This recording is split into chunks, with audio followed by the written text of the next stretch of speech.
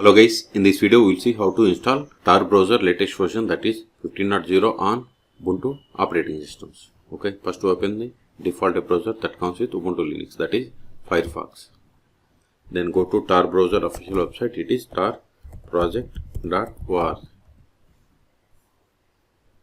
Click on download Tor Browser or download Tor Browser, both are same. Now click on download for Linux.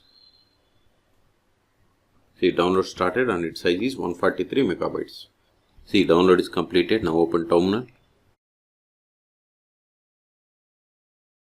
Go to downloads directory. ls. See, here we have the Tor Browser zip file. We have to unzip it. tor-xf, then tor-browser. Then press the tab to autofill, enter file name, hit enter. Extraction completed. ls. Now go to this Tor Browser folder. cd tor browser ls. See, here we have the start tor browser dot desktop. We have to execute. Don't give sudo or run with root account. So /start, then press the tab to autofill, enter file name.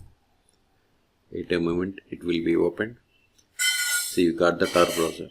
Now click on connect to Tor, or always connect automatically or connect.